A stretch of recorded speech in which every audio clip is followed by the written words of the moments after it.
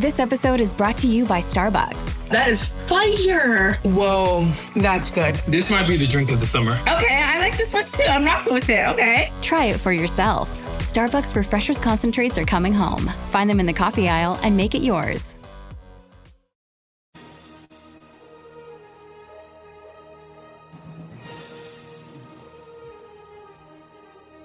And now, your daily dose of debate, breaking news, and uncensored views. This is the Michael Medved Show.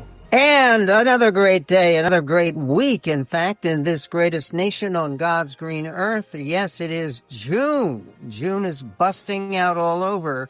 But peace with Iran, or even some kind of settlement with Iran, that has not busted out. That is nowhere on the table, it seems, right now. The headline from Fox: U.S. trades strikes with divided Iran regime as peace talks stall. The U.S. and Iran traded airstrikes throughout the weekend. It doesn't sound like much of a ceasefire, despite a supposed ceasefire, as peace talks between the two nations have stalled Monday.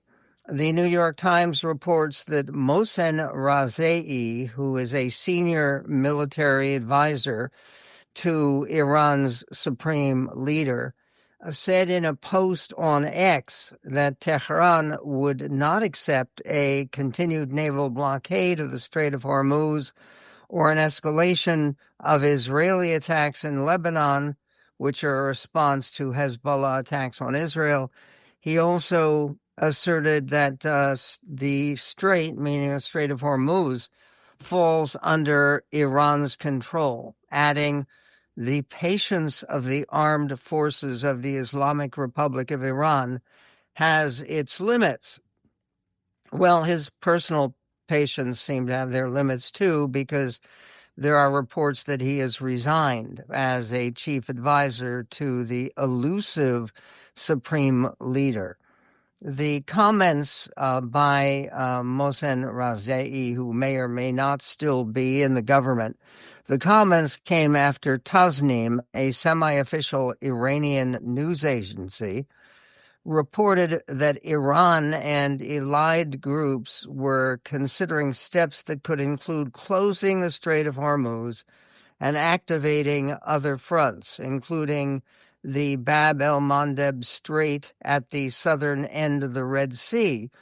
It was unclear if Razei's comments reflected official Iranian policy or the opinions of the country's supreme leader, Mojtaba Khamenei. Meanwhile, the U.S. Central Command said Iran fired 2 ballistic missiles overnight targeting American forces stationed in Kuwait. The missiles fired last night at 11 p.m. were successfully intercepted, the Central Command says, and no U.S. personnel were harmed. The attacks followed self-defense strikes, that's in quotations, on Iranian radar and command and control sites for drones that the U.S. said that we conducted over the weekend in response to prior Iranian aggression.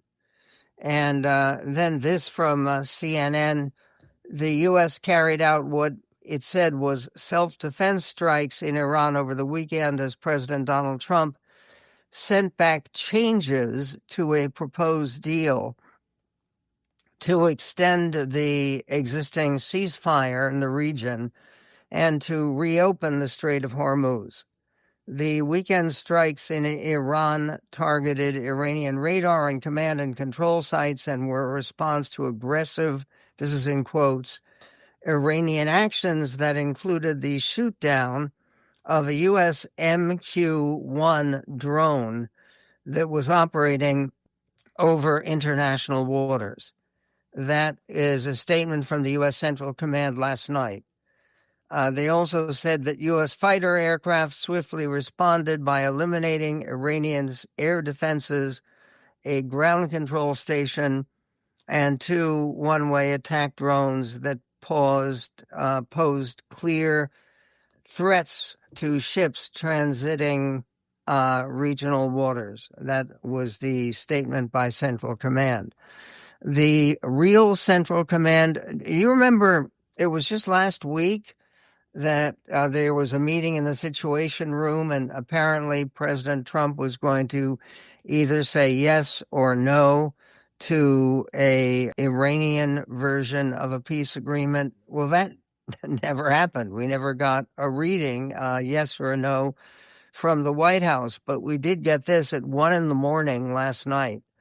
It's a tweet. Oh, no, it's not a tweet. It's a Truth Social. But it is a statement from President Trump in any event. And he adds this to the current situation. Iran really wants to make a deal, and it will be a good one for the USA and those that are with us. But don't the Democrats, and that's, yes, Democrats with the U and the E removed, but don't the Democrats and various seemingly unpatriotic Republicans, writes the president, understand that it is much tougher for me to properly do my job and negotiate when political hacks keep negatively chirping in quotes, at levels never seen before, over and over again, that I should move faster or move slower or go to war or not go to war or whatever. Just sit back and relax, says the leader of the free world at 1 a.m. It will all work out well in the end. It always does, exclamation point. And then he signs it, President DJT. Well, he's also very involved with another ongoing war concerning the name of the what has been called the Donald Trump Kennedy Center. Will it continue to be called the Donald Trump Kennedy Center? There is more news on that. And there is a court case that was handed down that says no, President Trump does not have the right to change the name of the Kennedy Center because that center was named by Congress when it was established many years ago.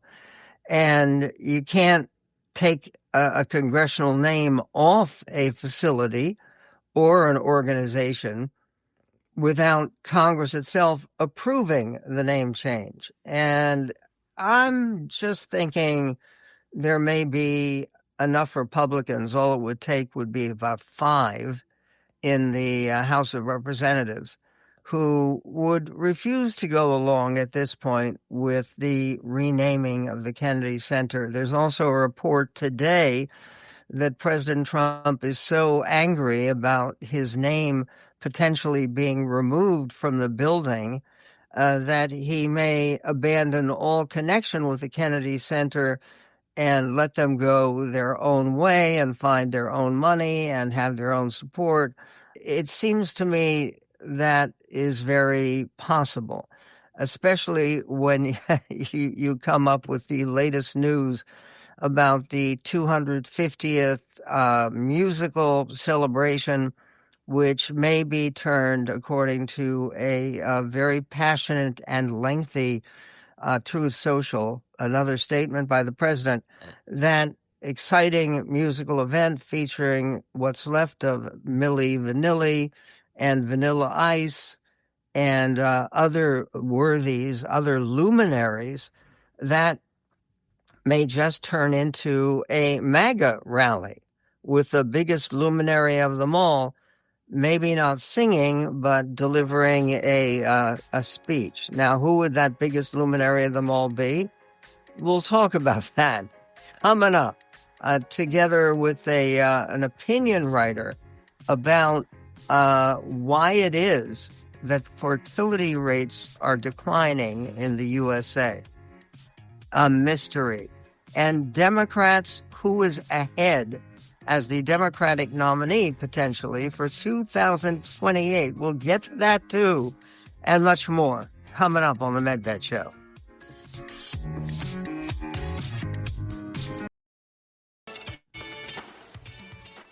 And the very latest on the Iran deal, or no deal, which looks more likely and more like the reality at the moment, comes from CNN and Wolf Blitzer reporting on statements, the most recent statements from Iranian state media. This is clip 17. We just learned that Iran says it's suspending talks with the United States. What more are we learning right now about the ballistic missiles targeting U.S. forces based in Kuwait? We have this information from a statement from CENTCOM, which, of course, handles the eastern region. They essentially said that Iran launched 2 ballistic missiles targeting American forces in Kuwait early Monday morning, local time. The military said that those missiles, both of them, were intercepted and that no American personnel were harmed. Look, this is, of course, rattling the already very shaky ceasefire and follows more strikes we saw over the last few days exchanged between the United States and Iran. But I think there's a part of this statement that you have up on your screen right now, Wolf, that is very crucial to all of this. In this statement from CENTCOM, they say U.S. Central Command remains vigilant and will continue to protect our forces from Iranian aggression while supporting the ongoing ceasefire. Again, it's tough to talk about ongoing Iranian aggression when the United States started this war. I mean, okay, yes, Iran has been brutal and murderous and pathetic and incredibly corrupt in terms of hitting back at American forces for almost 50 years now. And however, this idea that we are now on the verge of some kind of peace agreement, that doesn't look like the case. Meanwhile, on the domestic front, there is something of a surprise assault. I don't know if you can call it an assault, but a reappearance of somebody who was very important in American politics in the recent past and may be very important again. There's a new book coming out tomorrow. The book is called What Conservatives Believe, Rediscovering the Conservative Conscience. The author of the book is former Vice President Mike Pence, and he kicked it off with just a dynamite piece in the Wall Street Journal, which is an excerpt from his new book. The new piece is called A Republican Time for Choosing.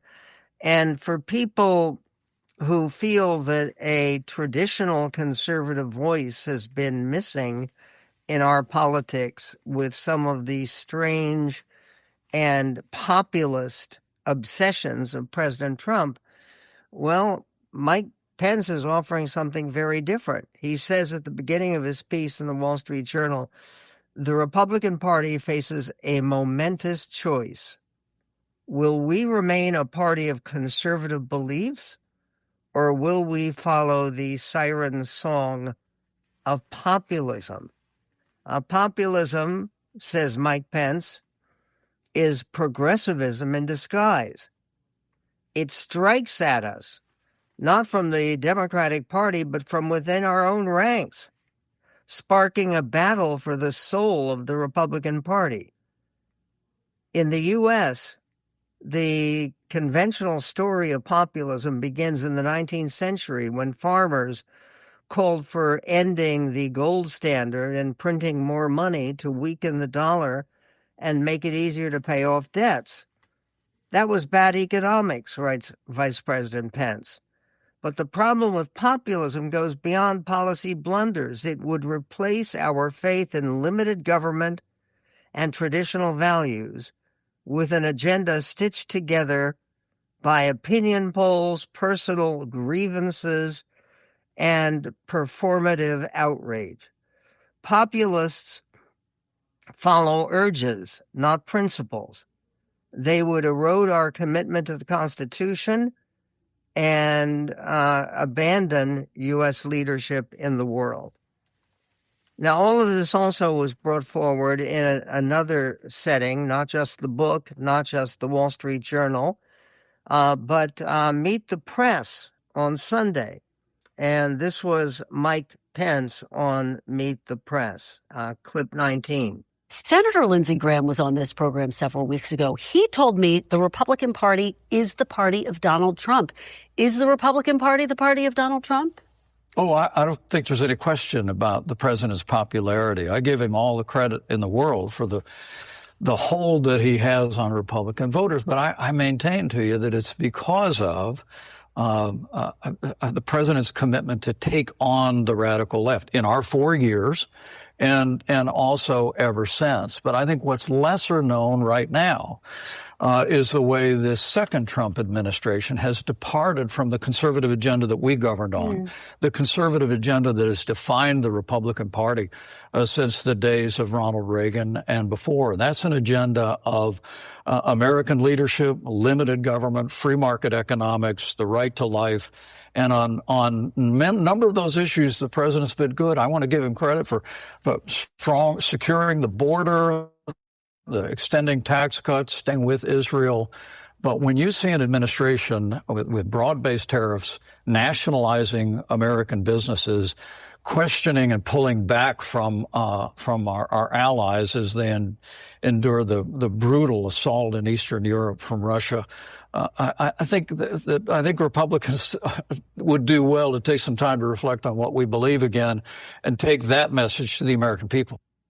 And there's another message from Mike Pence about the anti-weaponization fund, the slush fund, that really has drawn a lot of Republican opposition, plus unanimous Democratic opposition. Here was Vice President Pence on that very sensitive subject, clip 18. Should the government, in any instance, compensate people who attacked law enforcement officers on January 6th? Well, look, I think that the weaponization fund is it's a bad idea from the start, and I would encourage the administration just to drop it. The Justice Department has the ability to settle cases like they did with that pro-life family who was put upon during the Biden administration, got us a well-deserved seven-figure settlement this week. But let's get rid of this fund. I mean, it's deeply offensive to me that you could have a fund that could even possibly compensate people who assaulted police officers or vandalized the Capitol on January 6th. And I think that's broadly held by most Republicans and most Americans. That certainly appears to be the case. But there's more. A Republican congressman and a very loyal follower of President Trump has also spoken out against that $1 billion. It's actually a $2 billion slush fund. We'll get to that and to more, plus Mike Pence on Ken Paxton versus Talarico in Texas. That and more coming up on the Medved Show.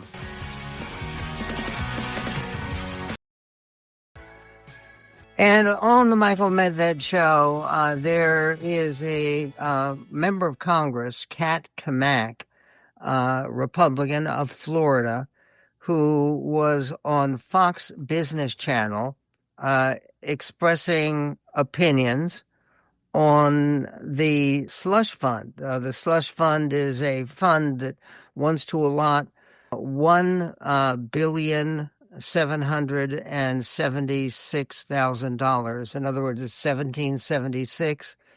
That would be going to help people who were, according to the Trump administration, wrongly prosecuted for attacking the Capitol building on January 6th of 2021.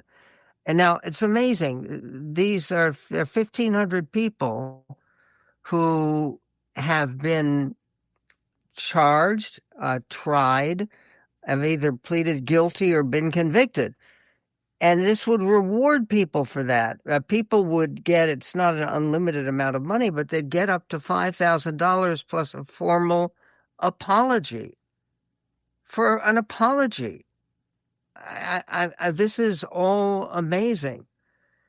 And who next will be rewarded for being punished appropriately. And what is inappropriate of putting in jail and giving penalties, consequences to people who attack police officers? I mean, if there's one thing that conservatives believe in, here is Kat Kamak, congressperson from Florida, on the Fox Business Channel, clip 15. Well, as someone who served on the weaponization committee last Congress, I can tell you that the issue is very real and it is rampant. But I'm not sure that a $1 billion plus slush fund is the answer. I think if you really want to eliminate the weaponization that takes place within the federal government against American citizens and those that serve, you need to actually address the root cause. This is the problem that we have in Washington. It's the idea of throwing money at a problem and hoping it goes away.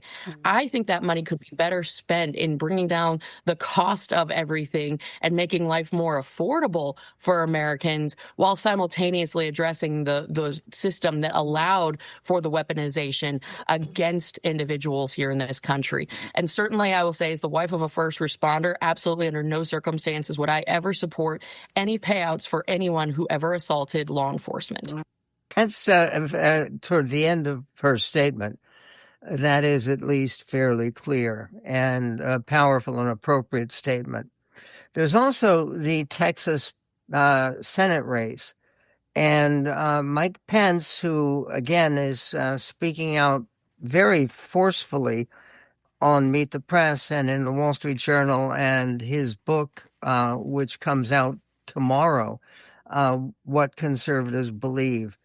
He tells us what he believes as a conservative, former Vice President Pence, about the ongoing battle in Texas between the Republican nominee. He has now won the primary runoff, so he is the Republican nominee, Ken Paxton, the Attorney General of Texas, versus a state legislator and a Democratic sweetheart of the moment, James Tallarico. Here is the comment of Vice President Pence, clip 20. Bottom line, Mr. Vice President, do you support Ken Paxton? Well, I could never, if I was voting in Texas, I could never vote for the Democrat nominee, Tallarico, who is a radical left, supports abortion on demand. But do you support Ken Paxton? Do you gender ideology of the Democratic Party? Look, I think in many respects, Republicans have lost our way, but Democrats have lost their mind. And I think the reason why we're going to hold the Senate, and we have a real shot to hold the House, is because of the extremism on the Democratic side. I mean, you literally have candidates, not just the mayor of New York, but some of the most prominent voices in the party that are openly advocating for socialist policies and socialism itself. And I think that's the reason why this election is so important. But it's also the reason why I think there's an enormous opportunity ahead for Republicans to be a choice, not an echo, as President Ronald Reagan said back in the day. It is to literally say, as they go farther and farther to the progressive left. Again, what he is saying is he still wants to play a role in the Republican Party and in Republican leadership. And that is a very clear message from his book. He is not willing to cross over to the other side. But the fact is that there are people on the Democratic side who are totally unacceptable. And part of that comes out in a big new piece in the Washington Post that's been picked up everywhere else about the Maine Democratic Senate candidate, Graham Plattner.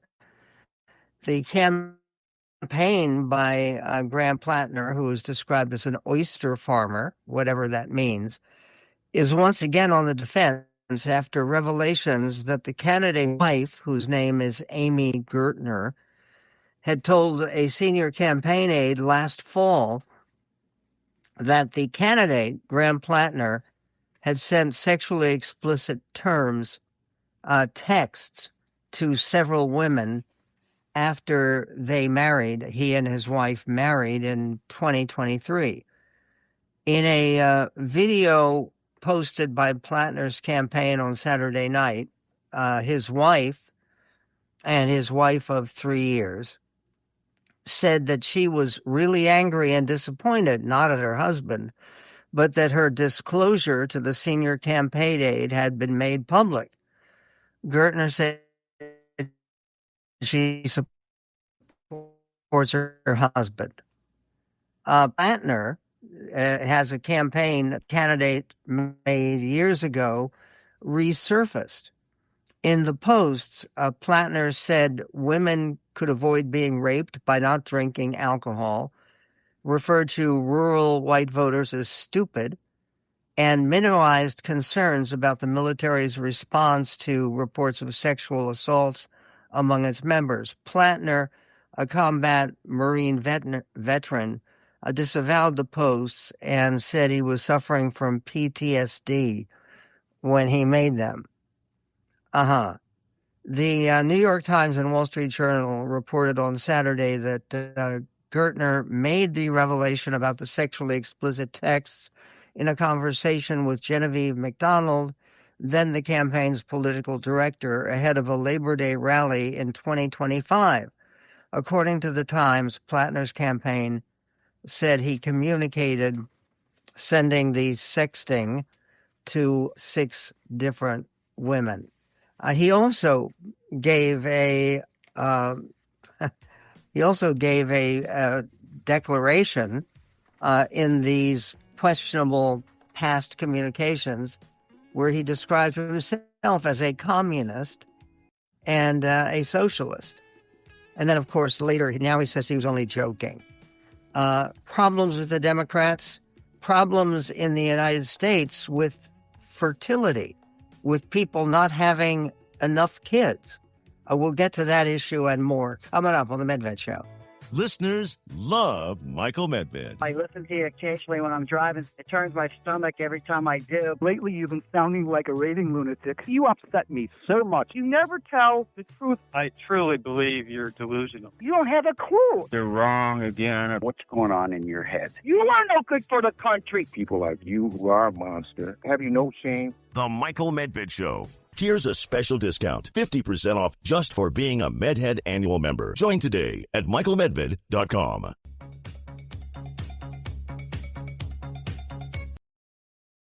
If you enjoy the Michael Medved Show, consider becoming a MedHead member today at michaelmedved.com. This is the Michael Medved Show. It's a pleasure to welcome back to the show Jessica Grosz, an opinion writer for the New York Times and the author of Screaming on the Inside, The Unsustainability of American Motherhood. She's also written 2 novels, including Soulmates and Sad Desk Salad. She has a new piece in the New York Times, which is getting a great deal of attention, deservedly. And the piece is entitled, It's Not a Mystery Why Fertility Rates Are Declining.